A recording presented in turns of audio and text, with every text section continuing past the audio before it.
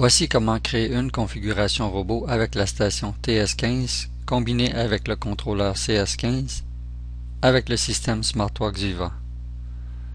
Cette vidéo s'applique au système SmartWorks Viva. À partir du menu principal du contrôleur, je sélectionne l'icône utilisateur. Je sélectionne ensuite l'icône configuration. Et là, je choisis de créer une nouvelle configuration. Et j'appuie sur suivant au bas de l'écran pour continuer. À la première ligne, j'inscris le nom de la configuration. À la deuxième et troisième ligne, optionnellement, je peux inscrire la description de la configuration et l'auteur de la configuration. Je continue avec suivant au bas de l'écran. À la fenêtre télémètre et caméra ATR, sur l'onglet levé, je sélectionne infrarouge pour le télémètre. Pour le prisme, je sélectionne un prisme 360 degrés. Pour le mode télémètre, je vais sélectionner le mode rapide. Et pour l'automatisme, je vais prendre le suivi automatique lock. La configuration de la caméra, je laisse à normal. Je n'active pas le lock en vol ni l'efficacité à courte distance. Pour l'onglet mise en station, je sélectionne aussi le télémètre à infrarouge. Je vais sélectionner le même prisme 360 degrés. Pour le mode télémètre, je vais prendre le mode standard. Et l'automatisme, je vais mettre à automatique pour la reconnaissance de la cible. La configuration de la caméra, je laisse à normal. Je continue avec OK au bas de l'écran. À la fenêtre de recherche, pour la durée de la prédiction, je vais mettre le maximum à 5 secondes et en cas de perte de prisme, je demande à l'instrument de ne pas rechercher.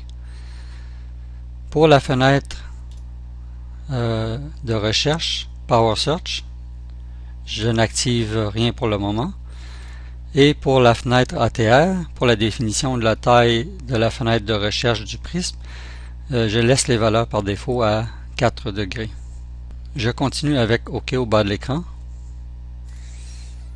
Pour la fenêtre correction ppm, je laisse les valeurs par défaut avec les ppm atmosphériques à 0.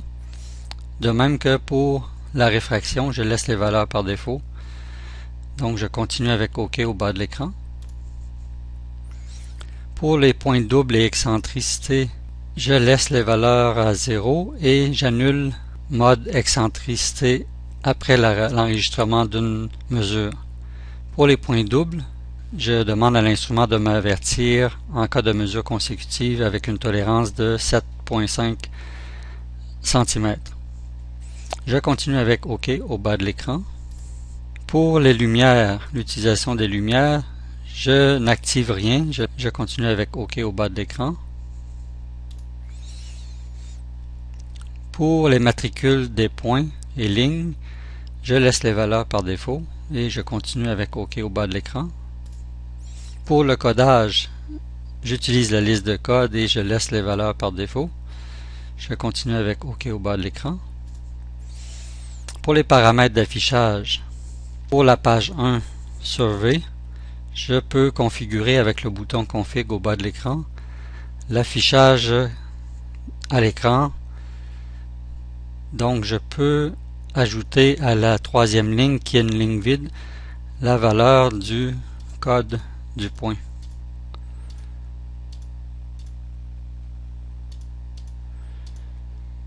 Et je continue avec OK au bas de l'écran.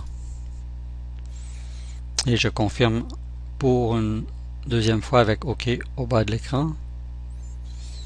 Pour la configuration des raccourcis sur le clavier, je peux configurer certaines fonctions, comme par exemple lock, go et interrompt pour la fonction F7, pour F8 la gestion de données, pour les touches F10 et F9 les fonctions des Power Search anti-horaire et horaire, pour F11 l'alternance entre le mode rapide et track pour le prisme, pour les mesures, et pour la touche F12 je lui attribue la même fonction que F1, c'est-à-dire mesure pour la manipulation rapide du clavier avec la main droite. Je continue avec OK au bas de l'écran. Pour les informations demandées avant l'enregistrement, je n'active rien et laisse les valeurs par défaut. Je continue avec OK au bas de l'écran. Pour la caméra de la station, je n'active pas la caméra pour le moment. Je continue avec OK au bas de l'écran. Pour les unités et formats, je peux changer les PM pour les valeurs de chaînage. Et pour les coordonnées, ne pas oublier de changer l'ordre d'affichage des coordonnées nord-est. Et je continue avec OK au bas de l'écran.